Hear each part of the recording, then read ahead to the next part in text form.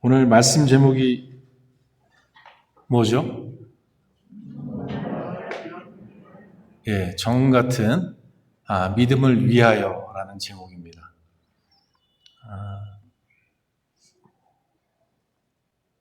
정 같은 믿음을 위해 우리가 나아가지 않으면 우리 하나님 아버지께서 얼마나 안타까워하실까를 성경을 통해서 보게 됩니다. 여러분들도 잘 아시는 것처럼 자녀가 성장을 안 하면 불안하잖아요. 지금 5살이 됐는데 10살이 됐는데 이 성장을 안 한다? 어느 시점에서 멈췄다? 걱정되죠. 염려되죠. 하나님께서도 동일합니다. 우리가 성장하지 않으면 하나님은 그 성장을 바라시고 여러 가지 말씀과 훈련과 여러 가지 조건들을 통해서 성숙하고 성장하도록 원하시는데 잘하지 않아요. 근심거리가 되는 거죠. 저는 우리 멕시코 한인 장로교회는 정말 저한테 많은 빛을 지금 비춰주는 것 같고 너무 감사하다. 앞으로도 많은 교제를 나눴으면 좋겠다. 서로 같이 기도하는 주님의 나라를 위해서 함께 나아가는 그런 교회로서 협력하면 너무 좋겠다라는 마음이 들 만큼 너무 감격과 감사가 있습니다. 그러나 이런 교회만 있는 것이 아닌 거 여러분 잘 아시죠? 정말 어려운 교회들도 많습니다. 물질적으로 어려운 게 아니라 시대에 영적인 어려움들이 굉장히 많은 교회들이 많아요. 성장하지 못해서, 성숙하지 못해서 하나님께 근심이고 세상엔 욕먹는 교회들도 많이 있습니다. 이러한 때 우리가 더 빛을 발해야 되지 않겠습니까? 정말 우리라도 일어나서 하나님의 영광을 위해서 나아가야 되지 않겠습니까? 그래서 그런 마음으로 기도하다가 무슨 말씀을 전할까 하는데 하나님이 정 같은 믿음을 우리가 함께 공유했으면 좋겠다라는 마음을 주셨어요. 근데 이것이 얼마나 중요한지를 저는 말씀을 준비하면서 제가 먼저 은혜 받고 도전받고 제가 먼저 깨진 것 같아요. 여러분 잘 아는 것처럼 믿음은 그 어떤 것보다 소중하고 중요하다는 사실을 적어도 여기 계신 분들은 의심치 않으실 거예요. 기독교 신앙에 있어서 굉장히 많은 좋은 말씀들이 있지만 믿음 이것보다 더 우리에게 소중한 것은 없습니다. 왜냐하면 믿음이라는 그것 때문에 구원이 있잖아요. 오직 구원은 믿음으로 말미암잖아요. 영생은 믿음으로 말미암는 거잖아요. 믿음으로 우리가 이 땅에서 하나님을 누리고 살아갈 수 있게 하는 그 모든 것도 믿음이잖아요. 그러니까 그 어떤 것보다 성경에 믿음이 강조되어 있어요. 성경의 모든 말씀을 우리가 우리의 입장에서 언어로 표현하면 하나님은 믿음의 사람을 찾으신다, 믿음의 성장을 원하신다는 사실을 끊임없이 말씀하고 있고요. 반대로 미안하지만 이스라엘 백성들은 끊임없이 믿음을 저항하는 모습을 보입니다. 그럼 여기서 딜레마가 생겨요. 여러분 생각해 보세요. 이스라엘 백성같이 여러분 하나님을 경험하신 적이 있습니까? 막 홍해를 가르고 막 재앙을 내려가지고 이스라엘 백성들을 끌어내고 만나와 메추라기 먹이시고 그래서 가나안 땅을 점령하게 하신 하나님을 여러분 경험해 보셨습니까? 그리고 한번 그들의 믿음을 생각해 보세요. 여러분 같으면 나는 절대 하나님 부인 안 해. 나는 정말 하나님을 위해서 살 거야 라고 아마 생각할 수 있을 거예요. 그런데 놀랍게도 그런 경험과 그런 신앙의 은혜를 맛보았던 그들이요. 그 믿음으로 정말 그런 하나님의 열심으로 예수님을 십자가에 못 박아 죽였어요. 예수님을 믿는 사람들을 핍박하는 일에 앞장섰어요. 이게 어떻게 가능하죠?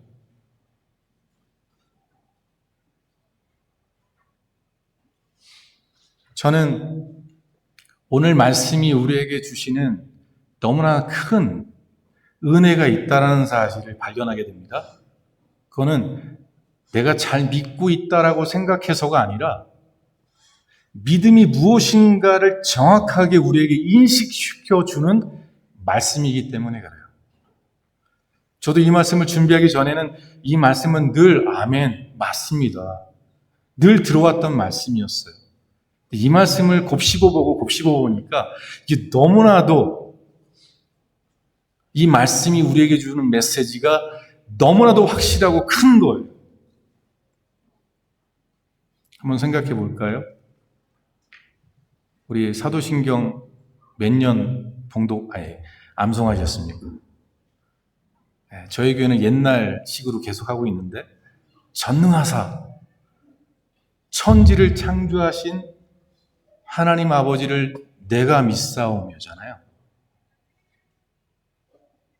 자, 거기에 맨 끝에 단어가 뭐죠? 내가 믿사오며예요. 근데 그 믿는 내용이 뭐죠?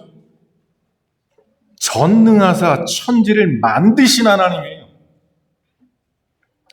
그렇게 수없이 고백했던 그 하나님을 우리의 삶에서 얼마나 누리고 살아가고 있는가.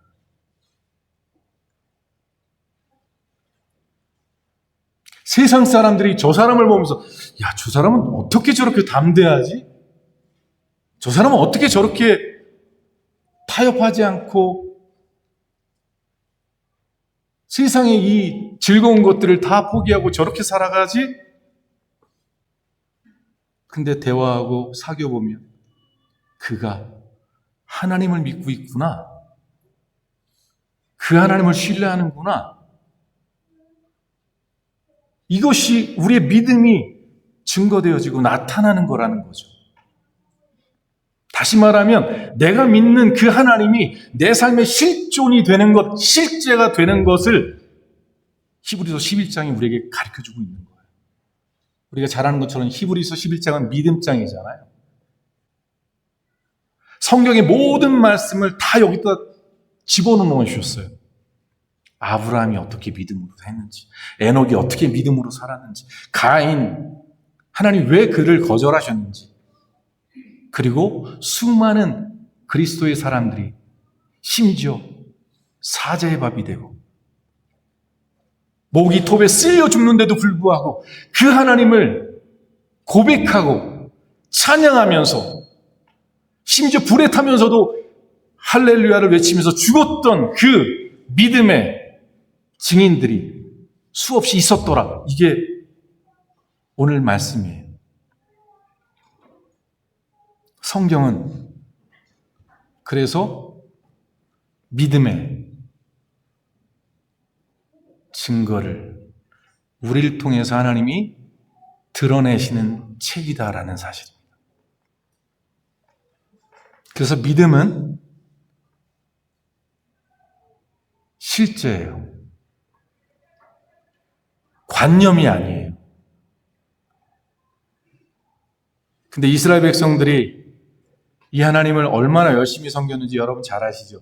제가 브라질에서 살 때 같은 아파트에 유대인이 살았어요.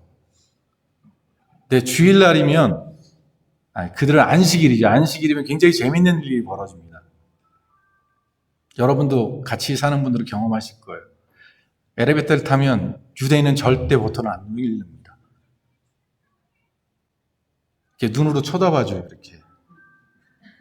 그러면 눌러줘야 돼요. 아니면 계속 누군가 와서 눌러줄 때까지 대기하고 기다려요. 율법을 지키기 위해서요. 지금도 그들은 이마에 쉐마라는 여호와를 사랑하라는 말씀을 붙이고 유월절을 지켜요. 어린아이들과 온 가족이 지켜요, 절기를. 그 하나님을 기억하는 거예요. 우리를 애굽에서 출애굽시켰던 그 하나님을 예배하는 거예요. 이 신앙이 그들의 신앙이잖아요. 그런 하나님을 경외하잖아요. 그런데 그렇게 하나님을 사랑하고 그렇게 열심히 예배하고 제물을 드리고 제사를 드렸는데 하나님 그들의 예배와 제사를 안 받으셨어요. 거절하셨어요.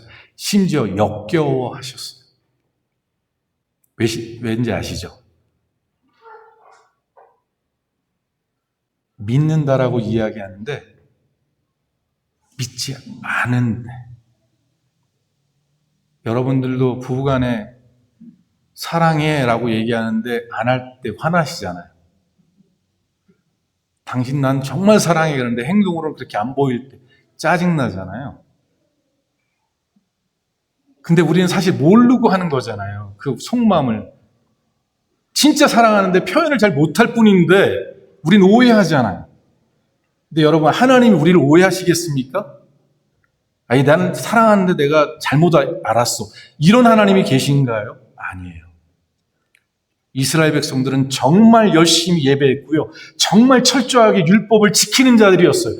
그런데 하나님 그들 거절하세요. 그렇다고 버리지는 않으세요. 왠지 아시죠? 하나님 너무나 그들 사랑하세요. 그래서 히브리서 12장에 보면 나와요. 사랑하는 자녀를 징계함처럼 하나님이 당신의 자녀들을 징계하셔서 의의 평강한 열매를 맺게 하신다.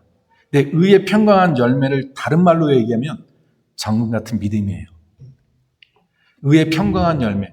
막 태풍이 몰아치고 막 환란이 오는데 평안한 거예요. 그것을 다른 말로 얘기하면 정금 같은 믿음이 생긴 거예요. 천지를 만드신 하나님을 내가 믿는다. 이게 뭐라고요?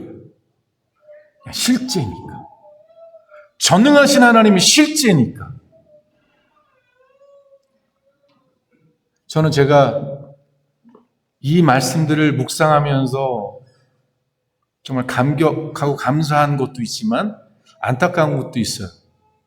그건 뭐냐면 여러분 여기 계신 분들 다 천국 가실 거 맞죠? 천국 안 가시나요? 그럼 천국 가서 얼마나 사시나요? 10년? 100년? 영원이잖아요, 영원. 그럼 생각해보세요. 옆에 있는 분이 나랑 10년, 20년이 아니라 영원히 같이 또 살아야 돼요. 근데 그렇게 영원히 살 존재가 부담스럽다. 힘들다. 아휴, 다음 생에 태어나면 다시는 안 살아야지. 라고 하는데 교회 오니까 영원히 또 같이 살아야 된다고 얘기하면 안 나오고 싶지 않겠어요? 근데 그래도 믿는 건 변화시키신다니까. 우리 불완전한 우리를 온전케 하신다니까. 나중에 내 와이프가 나중에 미스 코리아가 돼 있겠지? 내 남편은 뭐가 돼 있겠지? 그걸 상상하면서 소망하면서 그래 견뎌나가고 있지는 않습니까? 여러분 옆에 있는 분이 나하고 영원히 함께 살 천국의 가족이라는 생각을 여러분 느끼잖아요? 그냥 안 이쁠 수가 없어요. 안 귀할 수가 없어요. 제가 저희 아이에게 그런 적이 있어요. 아이가 막 방황을 하고 막 그래서 얘야, 너는 내가 너의 진짜 아버지 같니?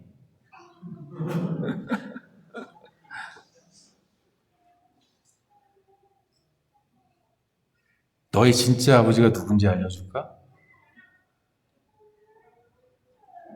하나님이야. 나는 이 땅에서 잠시 너의 아버지 노릇하고 있지만 진짜 너의 아버지는 하나님이야. 그리고 너하고 나하고는 만약에 내가 천국 가고 너가 지옥 가면 너하고 나하고는 아무 관계도 아니야. 그냥 너는 내게 무존재야. 근데 그것을 하나님이 기뻐하실까? 아니, 마귀가 기뻐해.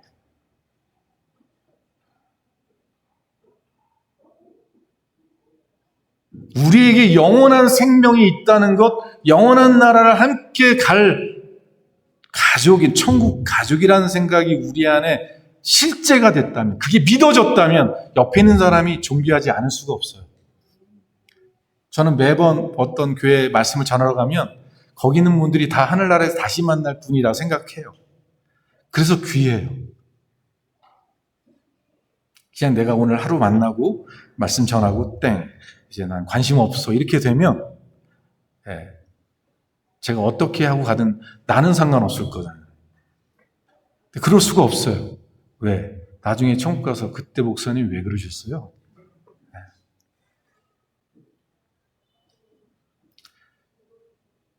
이게 믿음의 실체예요. 그런데 불행하게도 이스라엘 백성들은 그렇게 하나님을 경험하고 기적을 맛봤는데도 불구하고 그 하나님을 믿지 않았어요. 왜냐하면 진짜 믿음이 무엇인지를 몰랐던 거예요. 내가 하나님 믿으니까 이렇게 헌신했잖아요. 내가 믿으니까 이렇게 행동했잖아요.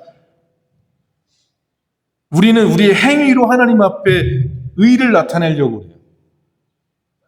근데 하나님은 그렇게 말하신 적이 없어요. 하나님이 아브라함을 의로 여기셨을 때, 의인이다, 너 참 의인이다라고 얘기하셨을 때 언제 하나님이 그렇게 말씀하셨냐면 창세기에 보면 저가 하나님의 말씀을 믿음에 의로 여기셨다 이렇게 돼 있어요. 자, 그 믿음이 어떻길래 하나님이 의로 여기셨을까요? 하나님이 밖에 데리고 나가셨어요. 하늘의 별을 보면서 야, 네 자손이 이렇게 될 거야 라고 말씀하셨어요. 그랬더니 그 말씀을 믿었더라. 그것을 믿음의 의로 여기셨다라고 되어 있는 거예요. 왜? 그런 하나님을 내가 믿어드린 거잖아요. 그런 하나님을 내 삶에 실제로 받아들인 거잖아요. 그게 하나님께 영광인 거예요. 그게 하나님이 원하시는 믿음인 거예요. 오늘 이브리서 6장에 나오잖아요. 내게 나오는 자는 내가 있는 것과 나를 찾는 자들에게 상 주시는 자의 힘을 믿어야 할지니라. 근데 이스라엘이 믿었어요? 잘 못 믿었어요. 그래서 하나님이 버리셨어요? 아니에요. 버리시기 전에요. 끊임없이 선지자를 보내요. 좀 나를 믿어다오. 야, 내가 너희에게 얼마나 많은 기적을 내가 행했는지 좀 잠깐 생각해보고 돌아보고 내가 어떤 하나님인가를 믿어다오. 믿으라고. 그리고 내게 돌아오라고 말씀하세요. 이게 우리에게 요구되는 믿음인 거예요. 하나님에게 있어서 우리가 갖고 있는 믿음은 우리가 추구하는 어떤 문제를 해결할 대상의 하나님이 아니에요. 세상의 모든 종교는 하나님을 스스로 만들어내고요. 그 만든 하나님이 나를 위로해 주기를 소망하며 위로받아요. 그리고 그 믿음이 얼마나 또 대단한지 기적도 나타나요. 그 배후에는 하나님이 아닌 경우들이 많죠. 어둠의 역사가 있는 거예요. 여러분, 블레셋 바알 선지자들이 엘리야 선지자들하고 싸울 때 어떤 반응을 보이죠? 제단을 쌓아놓고 하늘에서 불을 내리라고 그러는데 바알지 세상들이 막 소리치고 고함치고 그리고 자신의 몸을 막 해하면서 바알이시여 이렇게 외쳐요. 여러분, 이게 어떻게 가능할까 생각해 보세요. 그 바알이 불을 내릴 걸 안 믿는데 그렇게 하겠어요? 그들에게도 역사는 있어요. 어둠의 영의 역사들이 세상에 널려 있어요. 그것을 믿게 되는 거예요. 그것을 따르는 거예요. 우리가 잘못하면 내가 믿는다라고 얘기하는 하나님, 내가 믿는다라고 하는 예수님이라고 부르고 하나님이라고 부르지만, 여호와라고 부르지만, 하나님 옆에 계신데 여기다 대고 여호와, 하나님, 예수님 이러고 있는 거예요. 여러분, 이 기록이 어디에 나오냐면 이스라엘 백성들이 광야에서요, 모세가 하나님 만나려고 시내산에 올라갔을 때 아론과 이스라엘 백성들이 황금 우상을 만들어 놓고 그 이름을 여호와라고 불렀어요. 여호와여, 우리를 애굽에서 구원하신 신이여라고 외쳤단 말이에요. 우리가 하나님을 부르고 우리가 예수님을 말하는데 정작 예수님 옆에 계신 거예요. 하나님 옆에 계신 거예요. 나는 부르고 있지만 하나님이 지금 날 부르는 거야, 이렇게 얘기하시는 거죠. 이 신앙이 이스라엘의 신앙이었어요. 우리 잠깐 말씀을 띄워주시는 분 많이 기다리셨을 텐데 우리 고린도전서 10장 말씀 한번 좀 띄워주시기 바랍니다.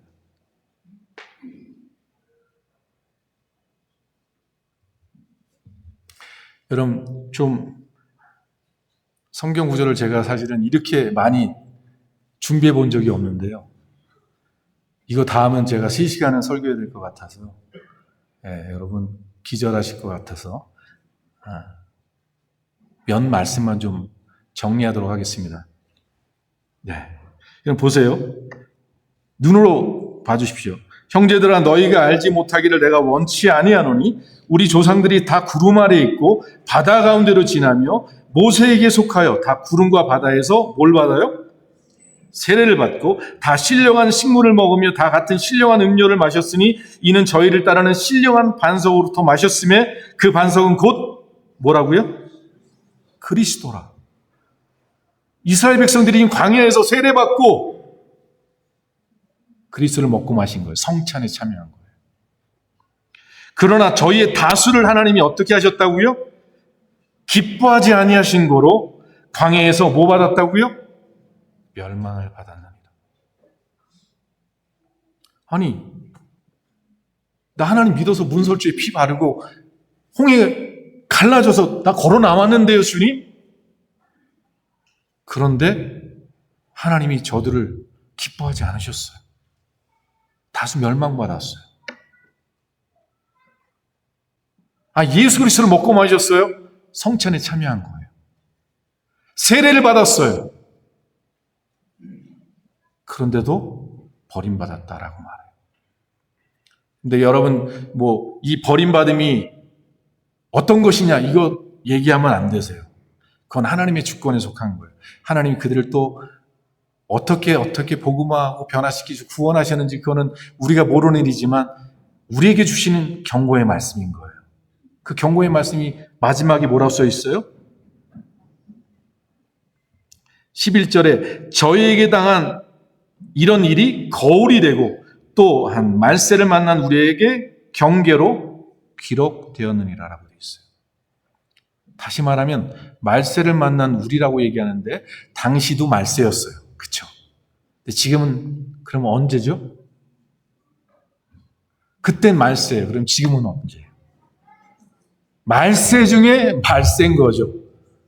그런 우리에게 더 경계가 되지 않겠습니까?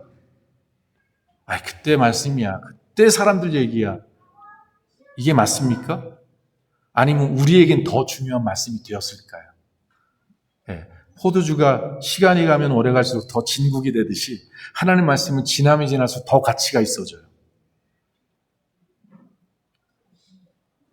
정말 마지막을 만난 우리, 말세를 맞이한 우리에게는 더욱더 우리 자신을 바른 믿음과 신앙, 하나님이 기뻐 받으시고 하나님이 인정하시는 믿음으로 우리가 신앙생활하는 것이 너무나도 중요하다는 사실이에요.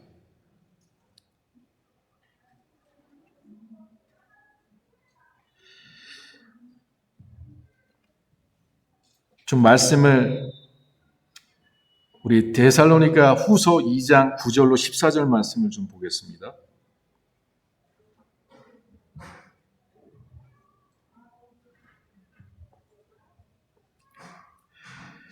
이 말씀도 제가 빠르게 인터넷이 안 돼서 안 나오는군요. 네, 말씀을 보면 이 말씀에 이렇게 기록되어 있습니다. 악한 자의 임함은 사단의 역사를 따라 모든 능력과 표적과 거짓 것과 불의의 모든 속임으로 멸망하는 자들에게 임하리니 이는 저희가 진리의 사랑을 받지 아니하며 구원함을 얻지 못함이니라. 이러므로 하나님이 유혹을 저희 가운데 역사하게 하사 거짓 것을 믿게 하심은 진리를 믿지 않고 불의를 좋아하는 모든 자로 심판을 받게 하려 하심이라라고 되어 있습니다. 우리에게 주시는 말씀이지만 이 말씀은 사실 이스라엘 백성들에게 주셨던 말씀이에요. 그들이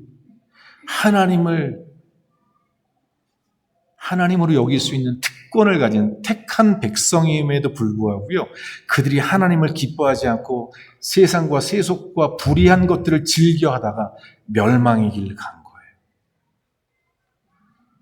하나님을 시험하고 하나님과 우상을 겸하여 섬기고 하나님과 세상을 겸하여 섬겼던 이것을 여러분 야고보 사도는 이렇게 얘기합니다. 가늠하는 여인들아, 이렇게 표현했어요. 세상과 짝하고 세상을 하나님보다 더 사랑하는 이것을 가늠하는 여인이라고 이렇게 사도 야고보가 얘기해요.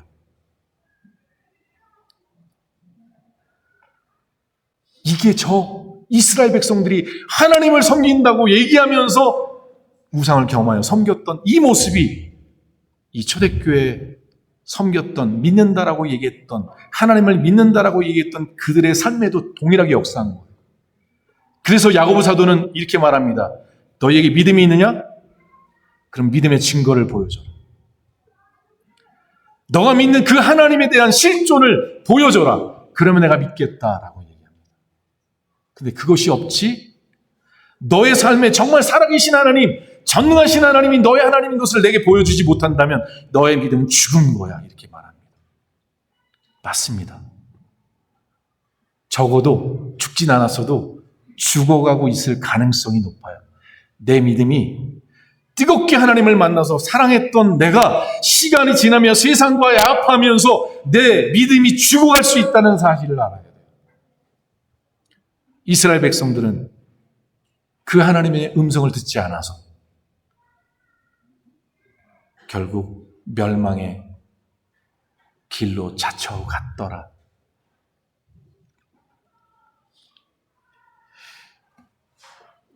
제가 이 말씀을 준비하면서 하나님이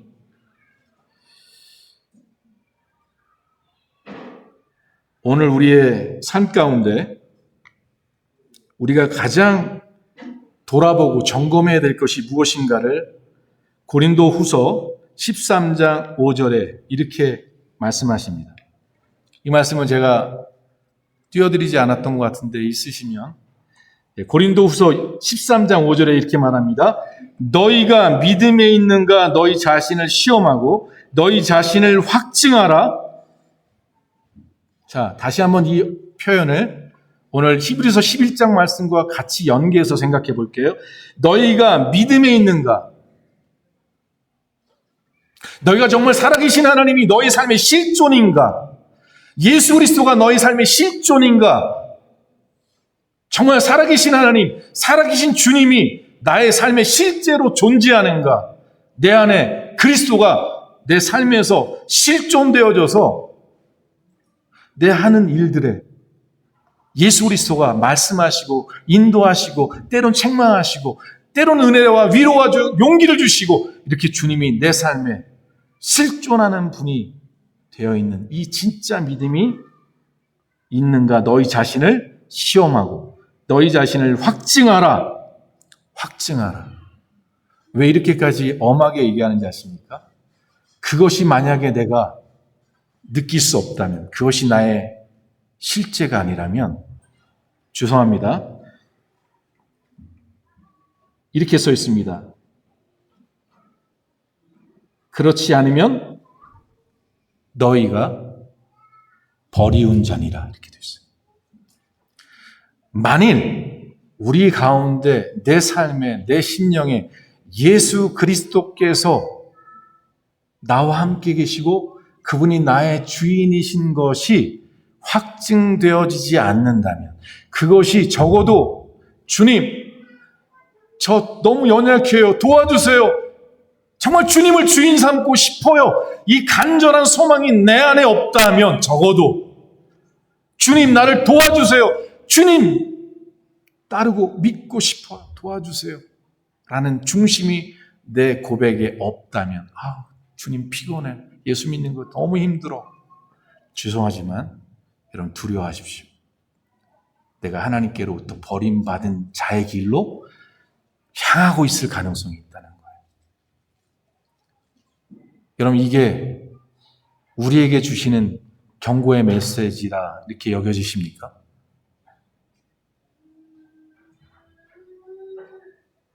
이 말씀을 사도 바울은 자신에게 먼저 적용했어요. 그래서 빌립보서 2장에 보면 이렇게 말합니다. 사랑하는 자들아, 두렵고 떨림으로 너희의 구원을 이루라라고 말씀합니다.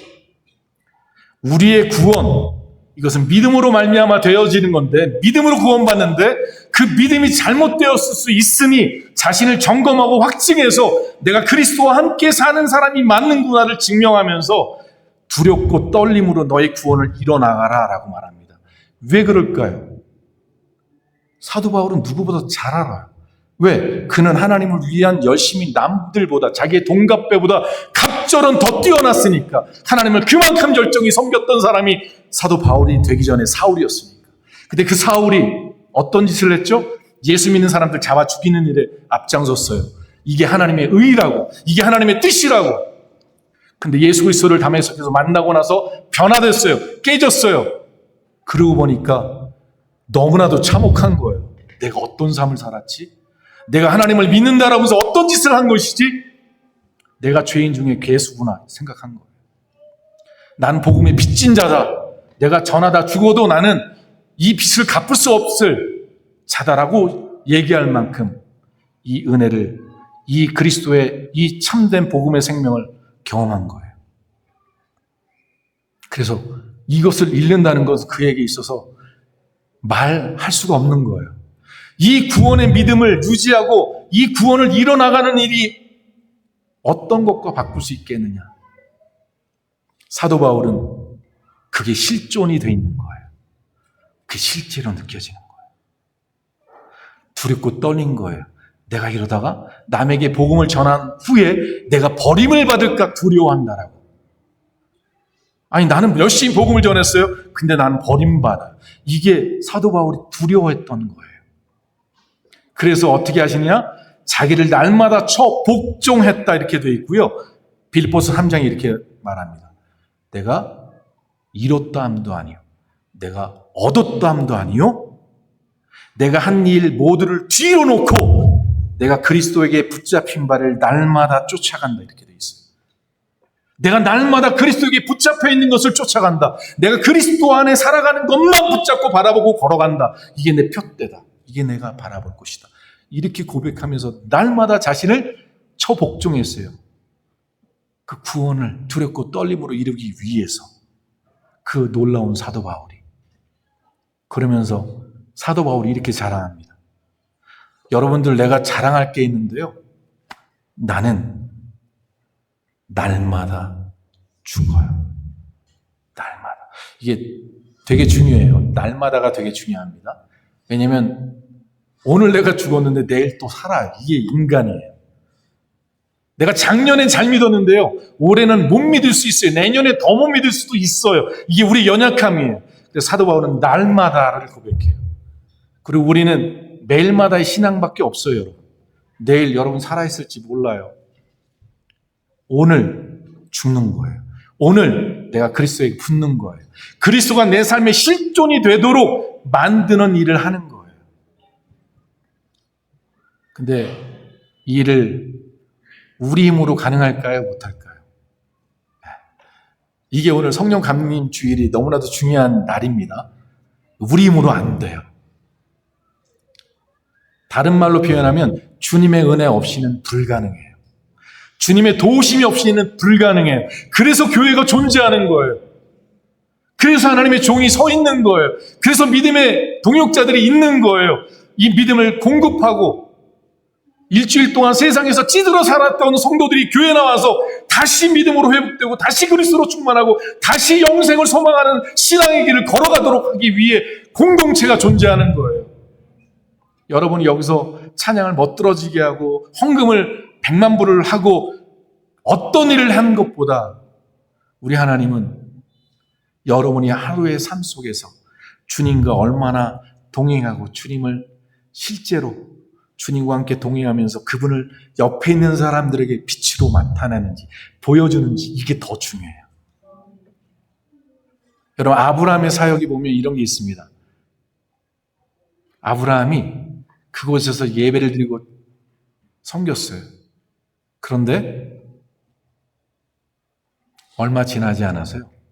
그 주변에 있던 리더들이 와서 이럽니다. 아브라함, 우리 화친 맺자.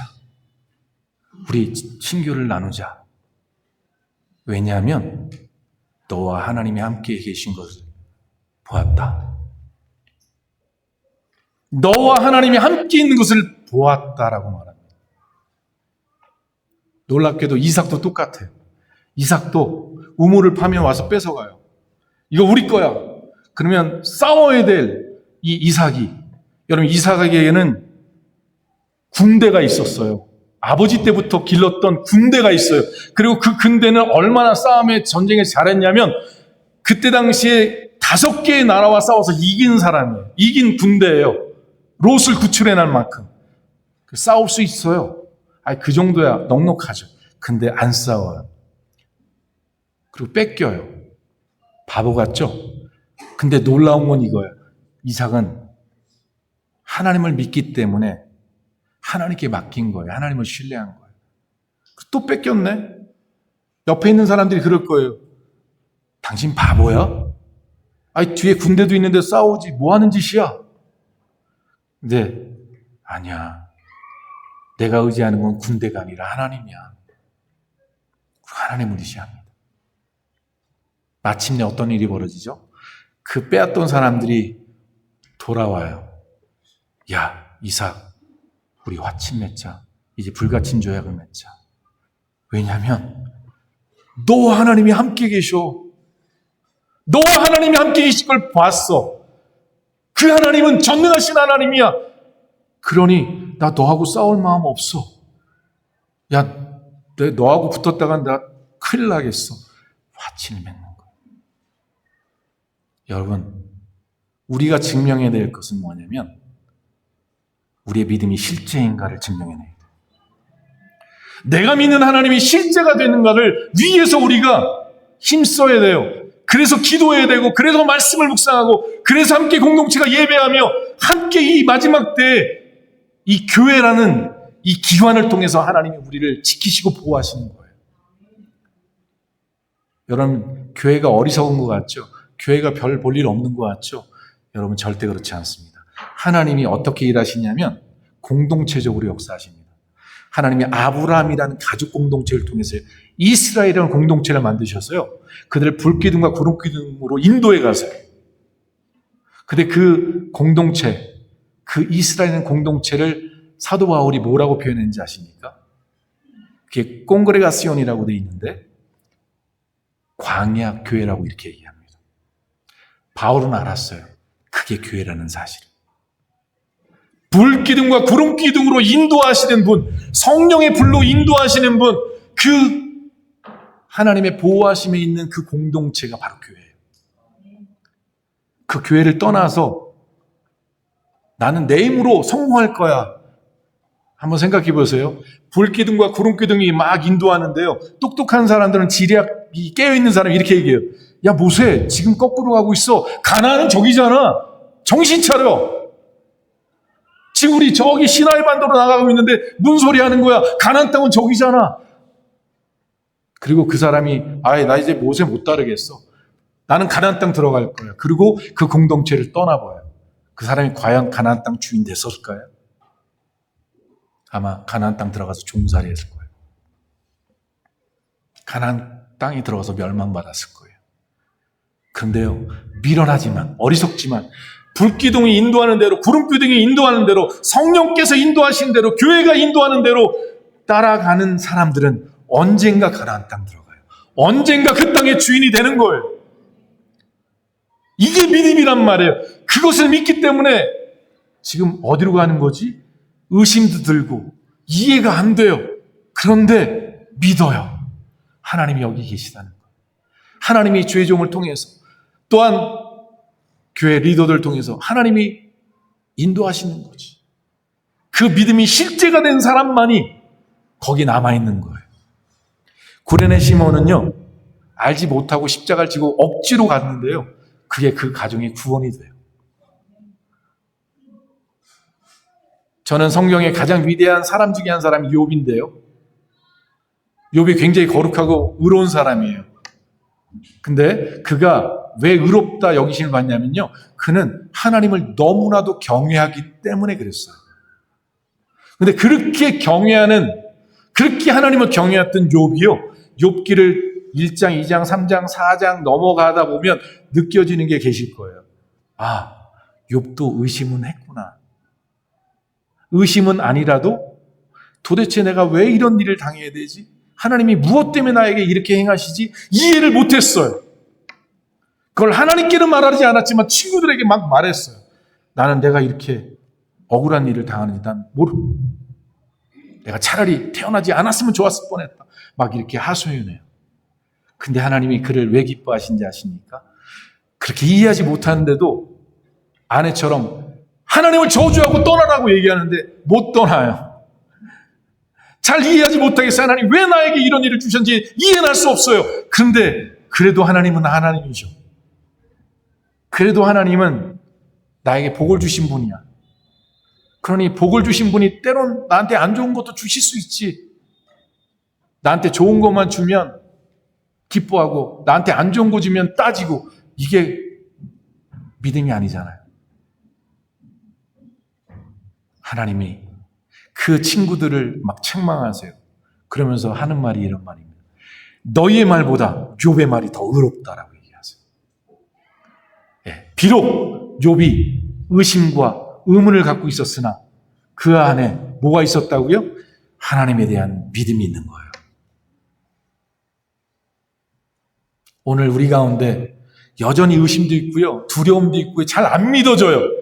그래서 힘들어져요. 그래서 눈물을 흘리고 하소연해요. 근데 여러분 놓치지 않아야 될 게 있어요. 사실 그렇게 눈물을 흘리게 하신 하나님의 뜻이 있어요. 계획이 있어요. 그게 신명기 8장에 보면 그 고난과 고통을 통해서 하나님을 진짜 믿는 사람, 하나님을 진짜 경외하는 사람을 만드시기 위해서 그렇게 행하셨대요.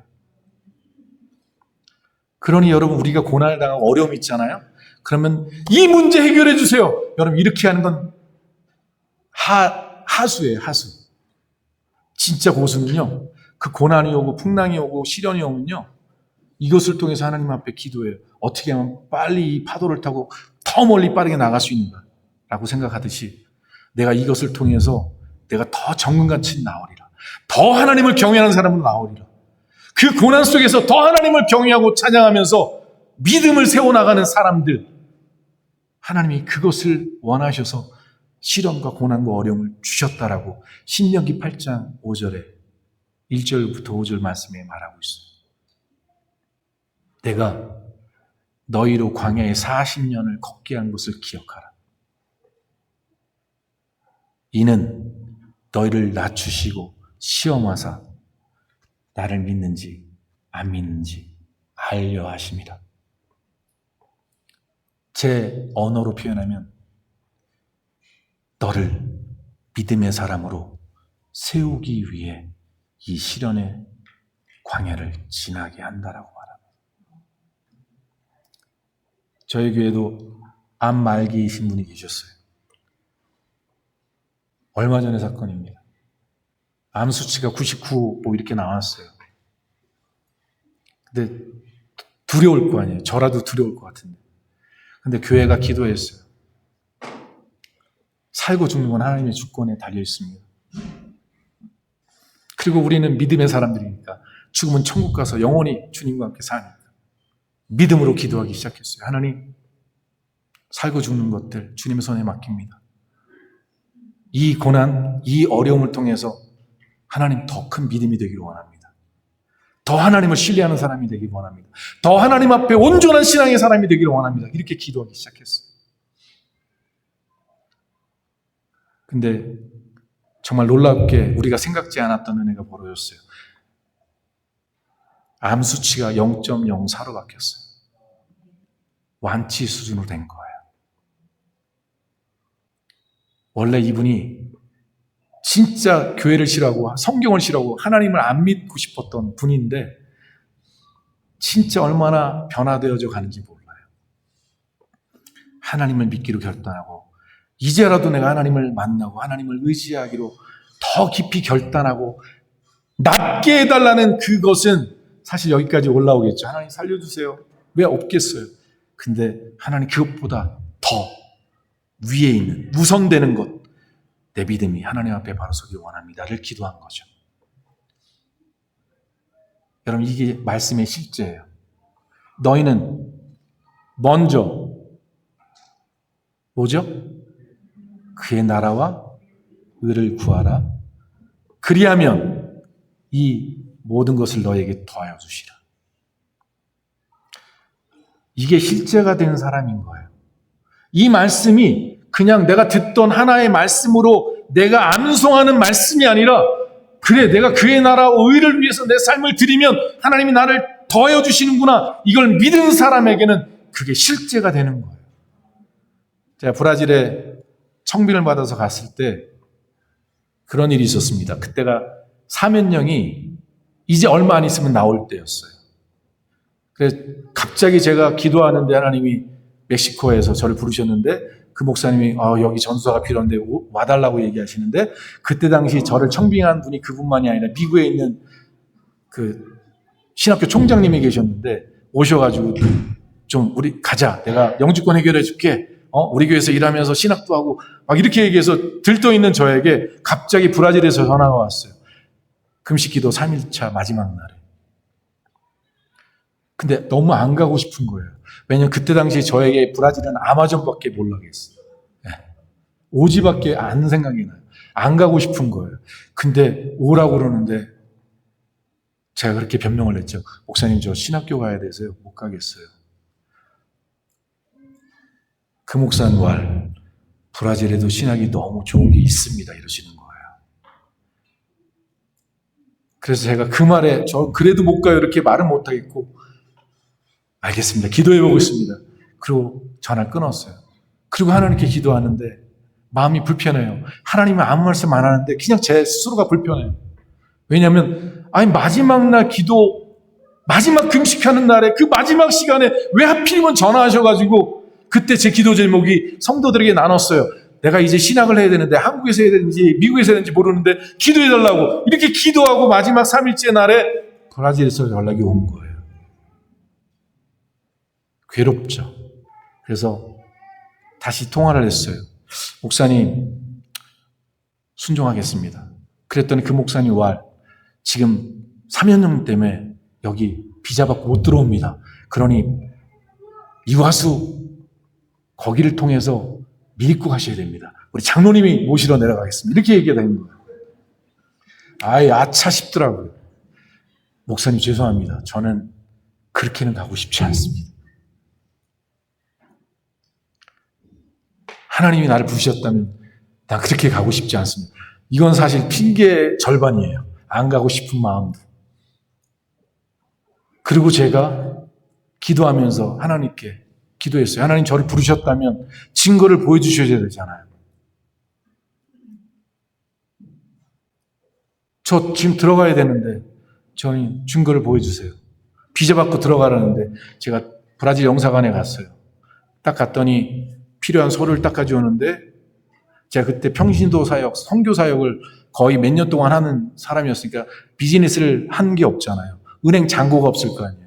거기서 사업자 등록증, 6개월 세금 낸 거, 은행 거래 내역서, 6개월치 입금 내역들 쫙 리스트를 가져오라고 그러는데 저는 영주권밖에 제출할 게 없는 거예요. 그러니 제가 정신이 이상한 사람이 아니면 대사관 못 가겠죠. 3일 동안 기도했어요. 하나님, 저 어떻게 해요? 서류 아무것도 없잖아요. 그렇게 3일째 되는 날이었어요. 주님, 이제 말씀 안 하시면 저는 안 가겠습니다.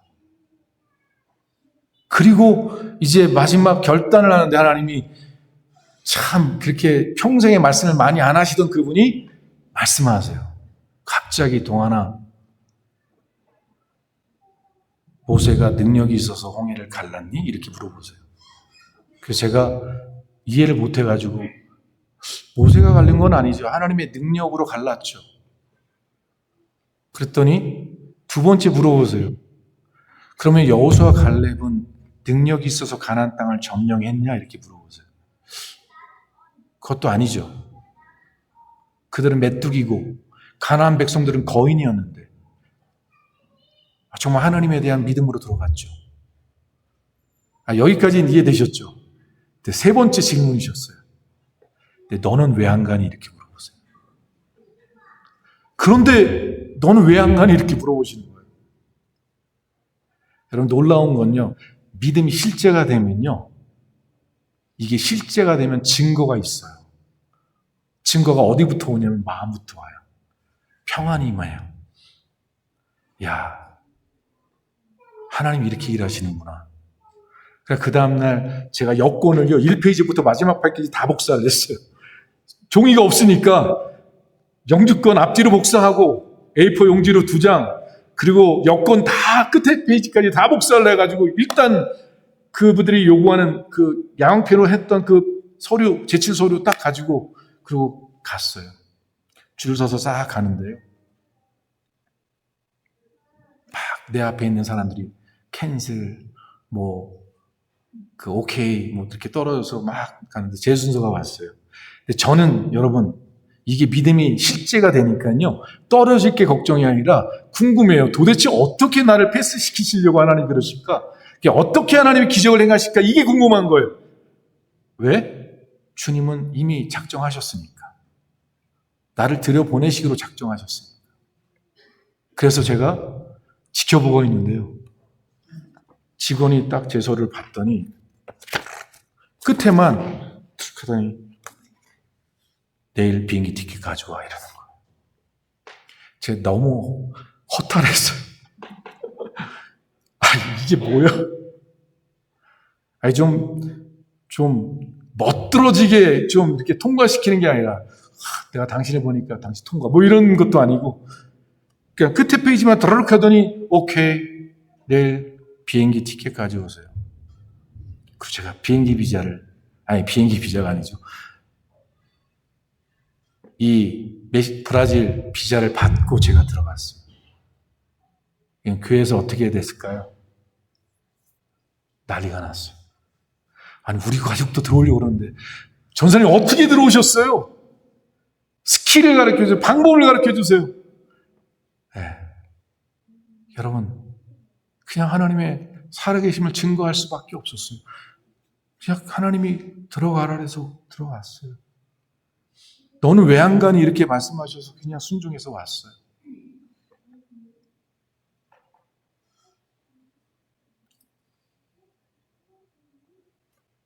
사랑하는 성도 여러분, 이제 말씀을 정리를 해도 너무 늦은 시간이에요. 죄송합니다. 선생님, 죄송합니다. 정말 우리의 믿음을 점검하지 않으면 안 됩니다. 사실 제가 갖고 있는 복음의 말씀까지 이어지면 3시간 걸리니까 진짜 여기서 마치겠습니다. 복음에는 하나님의 의의가 나타나서 믿음으로 믿음에 이르게 하나니라고 되어 있어요. 여러분, 믿음은요, 내가 믿습니다. 성경 말씀이 이렇게 됐으니까 나만 믿습니다. 여러분, 이렇게 생각하시지만 그게 아니에요. 하나님이 진짜 우리에게 원하시는 믿음은 복음에 근거한 믿음이에요. 내가 믿는 믿음이 복음의 그 말씀과 연결되어 있는가 아닌가를 보지 않으면, 내가 갖고 있는 믿음이 영생과 관계가 없고 하나님의 나라와 관계가 없고 그리스도의 생명과 관계가 없다면 그냥 이 땅에서 잘 먹고 잘 사는 일, 내가 이 땅에서 보호받고 안전하게 사는 일에 하나님이 필요한 믿음이라면 이거는 하나님이 기뻐하시는 믿음이 아니에요. 하나님이 그 믿음도 받으세요. 왜냐하면 그 믿음의 과정을 통해서 우리 믿음이 자라니까. 그러나 하나님이 정말 원하시는 믿음은 마침내 우리가 복음의 그 안에 있는 하나님의 말씀, 하나님의 사랑을 믿어서 그게 실제가 돼서 그래서 내가 넉넉히 이 땅에서 그 어떤 것에서 취하지 않고 내가 주님께 붙어서 살고 그리스도와 연합된 삶으로 내가 그리스도를 믿는 것이 관념이 아니라 실제가 되어서 내가 전능하신 하나님 믿는 것이 그냥 교회 안에서 하나님이 아니라 내 일하는 일터에서 내 삶의 현장에서 실제가 되어지는 하나님. 그 하나님. 이것을 하나님이 원하신다는 사실을 믿으시고요.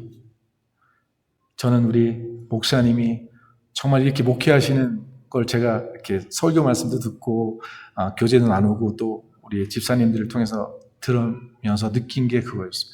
진짜 훌륭한 목회자다 라는 생각이 들었어요. 저는 사실 좀 합격하지 못할 불합격할 만한 사유가 굉장히 연약하게 많은 존재여서 근데 정말 보고 배울 게 너무 많은 것을 이 교회 와서 느낍니다.